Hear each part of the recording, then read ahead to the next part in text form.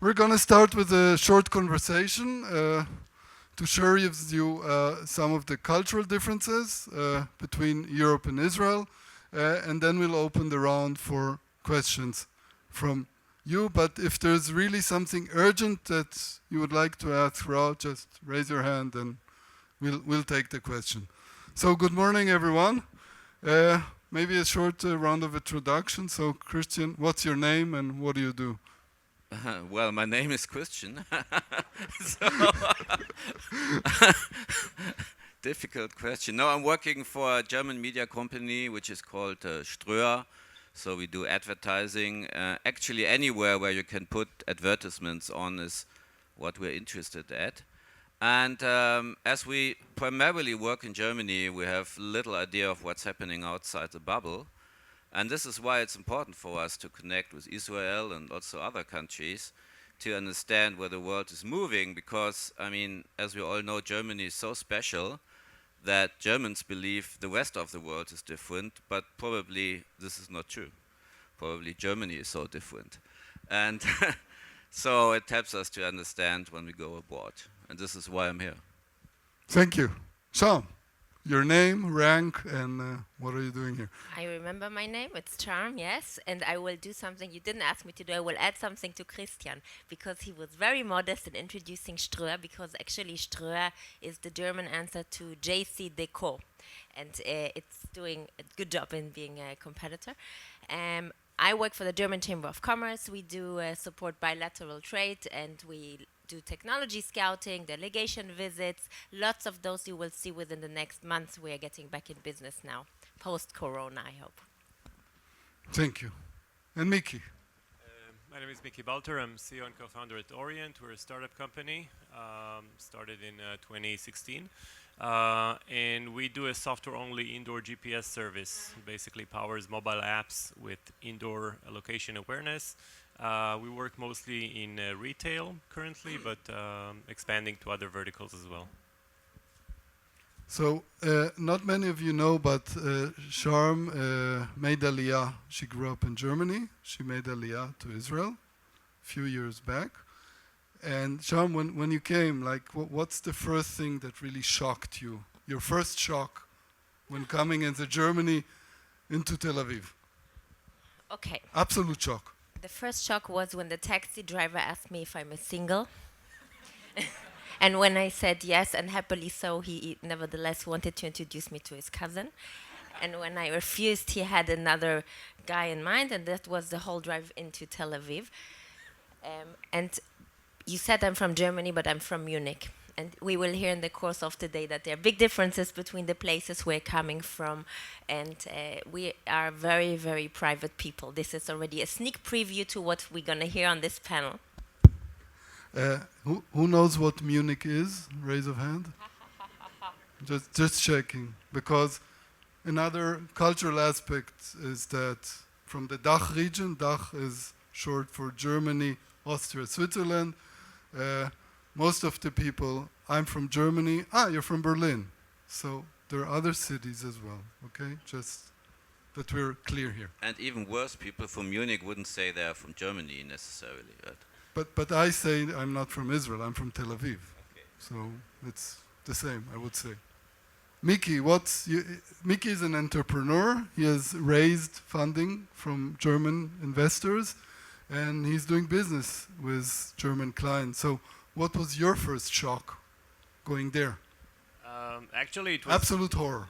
It was less than a shock than I expected, but I started my German journey in Berlin, which I think is a lot more like Tel Aviv than the rest of Germany. So we kind of had like a slow start. I think actually German people are not that different. So I found more similarities, I think, at least in Berlin. And maybe because like mostly the younger generation. But I find more similarities than differences between, let's say, the younger Germans and Israel. Reuven, are you here? Reuven is from Berlin, partner. Reuven, of the tech ecosystem in Berlin, what percentage is Germans? We just made a survey about it. So it's possible that Mickey did not meet Germans, right? I met the wrong half, probably. Yeah. Probably. Okay, just checking. Now, Christian is also an investor, and Christian, what is your like absolute horror when an Israeli startup came up to you? Give us no names, but just like something that really made you. Well, I mean, frankly, I'm too old to get shocked anymore, so nothing's shocking me. But it's interesting, many Israeli startups use the first 10 minutes to tell you what jobs they had before, because they are so proud about their competence. But the German way of thinking on that is, why are you here? Because as a German, you wouldn't say a startup is a development. It's more a step back, as all Germans are working in enterprises. So if you tell them, I've been to enterprises for a long time and now I'm doing my startup, it gives you credit everywhere, except Germany. So what would be the right approach? I'm a startup, I'm coming to pitch a German investor. What would be the right... How would you start? Talk product. Talk about the product and about what makes a product special. I mean, many guys go in and say, I'm a smart guy, I have a great product, believe me, give me your money.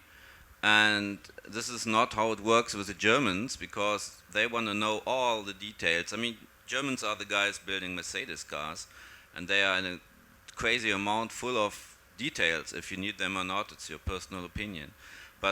But the more you can prove that your product is superior and the less you talk about yourself, the easier you will convince them. And afterwards, they start talking to you and they want to know who you are, of course.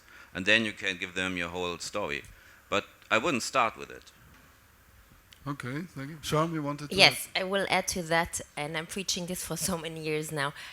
When you talk to Germans, whether corporates or investors, doesn't matter, always also talk GDPR, the data privacy regulation, mention it in the very beginning so they don't get paranoid during your pitch. Second is don't exaggerate with numbers. Do your homework on what's realistic. And third, most important, show the business model and prove it's scalable, because we're not looking here at genius technology. We're looking here to find a market-ready product. And if I may add, there was one point about GDPR, right? I mean, all the startups go in, say, yeah, we're GDPR compliant, proven by L'Oreal, blah, blah, blah, whatever. And in most cases, this proofs are only for the startup, but not for the company that invests in the startup or that is using the product. So you have to pay the 2 to 4% penalty on your revenue you got to pay in Germany if you don't rely on GDPR. And this makes it very difficult when you go in and say, okay, GDPR, you know, just one sentence, prove we got it, big mark on a slide, next one. They wouldn't trust you. So you need to go a bit deeper into this pretty complex German GDPR issue, because it's also a mindset thing, right? The mindset is very much like the law is. And this is why we have this strong law. But Gilly, I'm sorry, I'm taking back the word. But I also want to give some good news, and the good news are Corona, and I think we saw some shifts, and we have seen German openness to work with technologies, and 3 things have helped us here. One is that people had to work remotely, means they understood the borders of not being digital. Second, privacy, your private life became accessible because you were working from home, and suddenly you have your kids running in the back, and that's somehow opening and making it less formal and less hierarchies. And third is the big fear of cyber attacks, which we see now also in Ukraine, and also the whole thing going around being able to run operations remotely, whether it's your health system or your interaction with colleagues. I could talk for hours, so stop me. And Mickey, what is, as an entrepreneur, give us a tip on how to start a conversation with investor. Yeah, investors, actually. So I think Germans in general, especially the investors, are very, very detailed on their diligence. Like customers, actually, they really dig deep and they want to understand everything. They go into the very minute details. They will never tell you, like, you know, that's okay, we don't need to dig into that. They will ask each and every question, and they have to tick every check mark. But on the other hand, they are very direct, very honest. They provide valuable feedback. I think that you don't always get, for example, with American investors who just tell you, you know, it's a great idea. So Germans are more forthcoming, and that's a good thing. And yeah, so that's for investors. For customers, I think one tip is that it's nearly impossible to sell a German customer on the need. So they want to talk about the product and why your product is better, but the fact that they have a need that they need to fulfill, that has to come intrinsically from them. It's almost impossible to convince them that they have a need if they don't recognize it by themselves. So the successful sales we've had is when the customer knew he had a problem and wanted to see why our product is best. It's not about us coming in and telling them they have a problem that they need to fix. Okay, thank you. By the way, questions so far? Anyone? Please.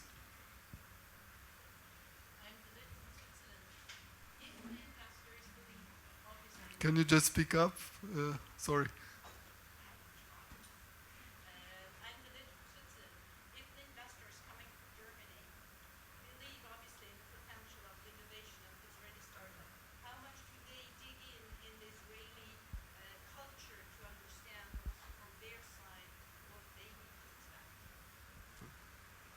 Frankly, I think most do, because they understand it's so different. I mean, all that you put under the word of Ruspe, is it well pronounced, is something which is completely different than the way the Germans are, right? It has to do with courage, but also with a little bit sneakiness kind of stuff, speed, all this. And this is the opposite of the German attitude. So first, Germans like the opposite because it shows them the mirror of how they are. Second, my personal impression is they understand they can't do it from Germany. So most bigger German enterprises go to Israel, have people here, stay here, try to understand the culture, dive deeper into the culture than they would do in other countries, like let's say in the Nordics. In the Nordics, they fly in, they do business, they fly out. In Israel, they understood they can't do it that way. Please.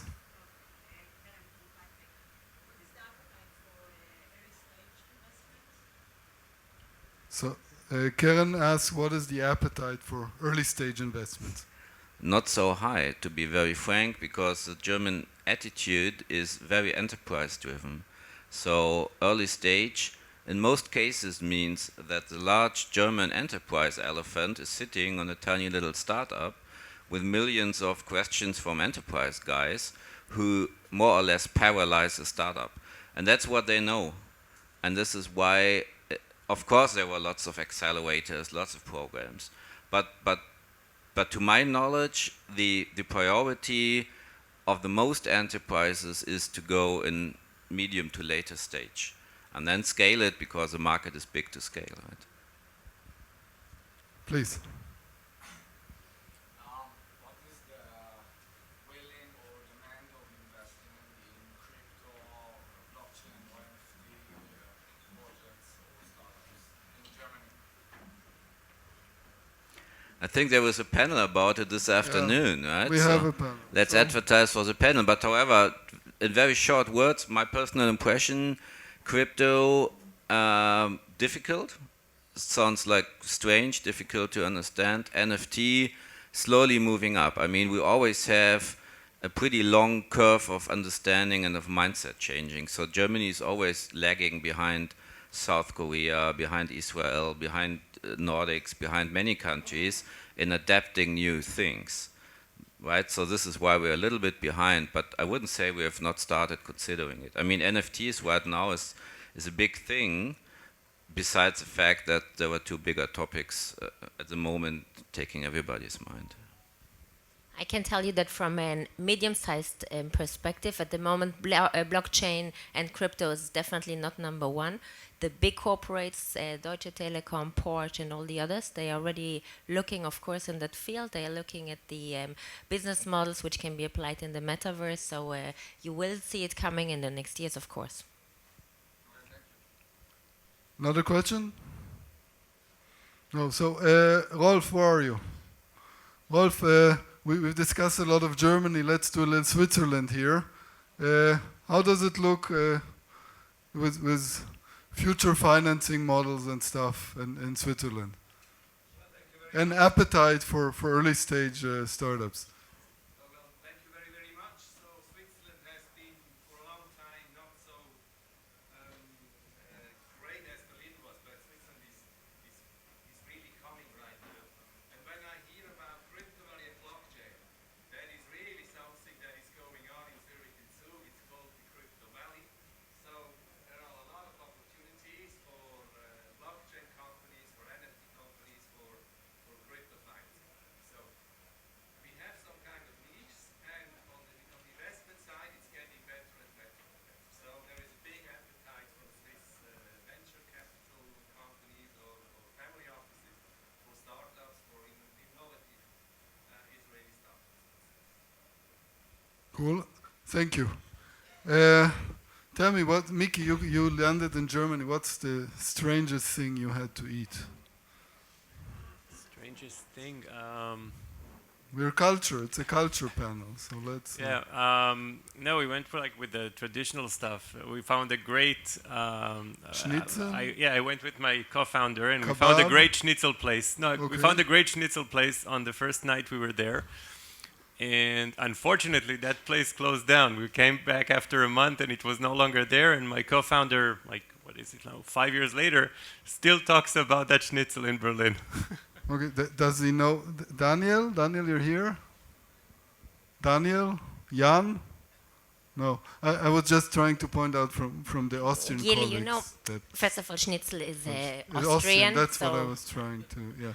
Okay, but besides what strange things we ate, we should also look at the things that we should put the focus on. And if not blockchain is number one, then definitely anything that has a sustainable angle, where Israel is now heading, means anything that's related to Industry 4.0, anything, of course, in the field of renewable energy. And now call to all the startups and the developers here in the crowd. Europe is going hydrogen, green hydrogen, and this is something where we have not enough development. Plus, another field that the Germans are desperately looking for is materials. Anything in materials with the sustainable angle would be, there's a big need. So good point. So just saying, David, are you here? David? No. Okay, so outside you can look for David from Pirer Innovation. That's the new brand name for KTM. And he's a material specialist, and they are looking for material solutions, if any of you are looking for that.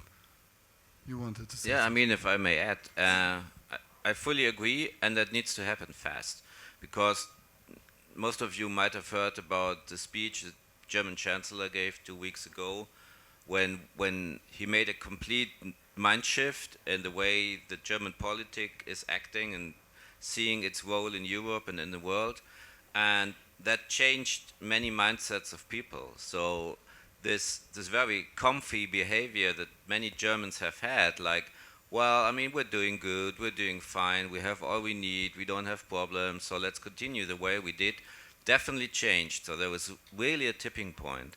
And right now, all the topics that have been there for a long time now need more speed. Like exactly the topics you've said, the transformation to green energy is not something that should happen in 20 years. It should happen in the next 12 months. Otherwise, Germans will not have heating in the winter. So this is how fast it goes. So same with weapon technology, right? I mean, as you might have heard, they have a special fund of 100 billion a year, 100 billion euros each year additional to buy weapons and to build the army. So all these things are really changing speed, and that is very good for the attitude you guys are having, because speed is not your problem, right? I mean, you're always very fast and pushy, and that helps you now. And we have the Green Deal, which is the European regulation. I see the watch, yeah, sorry. And the Green Deal will force municipalities to lower CO2 emissions, and then they will force their local industry to also do so. Gil. Thank you. Thank you, everyone. We were out of time. You can approach the speakers. They're here, so feel free to reach out to them. And I'd like to thank you guys. And till later today.